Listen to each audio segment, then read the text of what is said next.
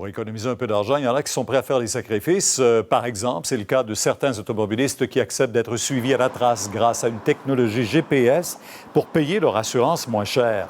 Une tendance à la hausse selon Abbey Research. Le nombre de conducteurs qui envoient leurs données de transport à leur assureur devrait passer d'1,8 million en 2010 à 89 millions en 2017. Avec ça, des produits d'assurance risquent d'évoluer. Par exemple, on pourrait vous proposer un prix en fonction de votre façon de conduire.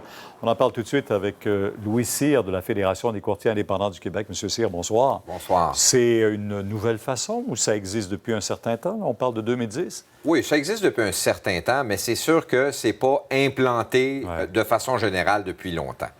Les assureurs sont quand même relativement prudents parce qu'il ne faut pas oublier que les assureurs assurent avec des statistiques depuis tellement d'années. Ils ont une certaine confiance en leur modèle d'affaires et en bout de ligne, l'assurance est toujours tarifée année après année selon les résultats financiers plus que selon un comportement. Je lui disais ce matin qu'on pourrait économiser jusqu'à 25 %. C'est vrai? Oui. Ah oui? On va peut-être même aller plus que ça, mais pour des clientèles cibles. Prenons par exemple quelqu'un qui a eu beaucoup de billets d'infraction ou encore une suspension de permis pour alcool. Dans le système actuel, ces gens-là se font pénaliser très fortement. Et longtemps. Et longtemps.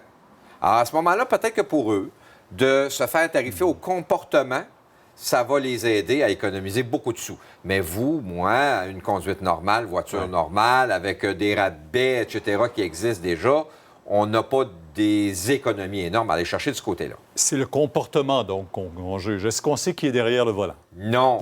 Non, on va avoir tout simplement le comportement de la voiture. Mais papa, maman, fiston peuvent conduire, on n'aura pas la différence.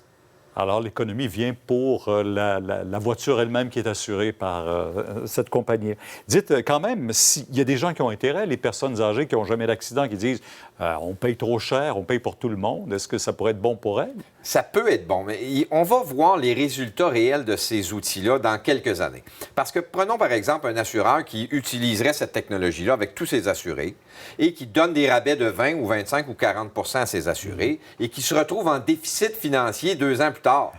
Les rabais vont disparaître, là.